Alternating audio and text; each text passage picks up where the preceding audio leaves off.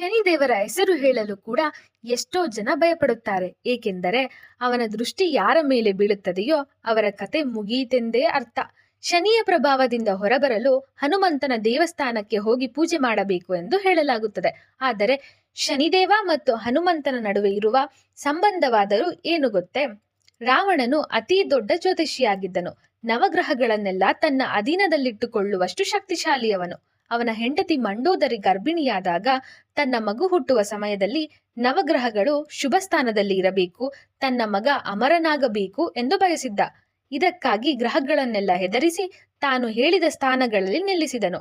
ಎಲ್ಲರೂ ರಾವಣನಿಗೆ ಹೆದರಿ ಅವನ ಮಾತನ್ನು ಕೇಳಿದರು. ಆದರೆ ಸರಿಯಾಗಿ ಮಗು ಹುಟ್ಟುವ ಸಮಯಕ್ಕೆ ಶನಿದೇವನು ತನ್ನ ಸ್ಥಾನವನ್ನು ಬದಲಾಯಿಸಿದನು. ಈ ಕಾರಣದಿಂದಾಗಿ ರಾವಣನ ಮಗನಿಗೆ ಸಂಪೂರ್ಣ ಆಯುಷ್ಯ ಸಿಗಲಿಲ್ಲ.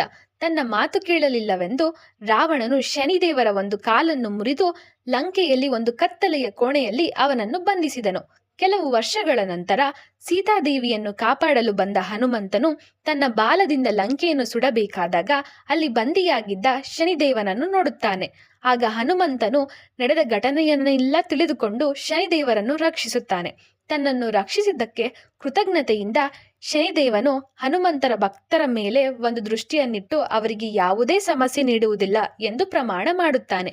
ಹೀಗಾಗಿಯೇ ಶನಿ ಬಾಧೆಯಿಂದ ಮುಕ್ತಿ ಪಡೆಯಲು ಹನುಮಂತನನ್ನು ಪೂಜಿಸಲಾಗುತ್ತದೆ.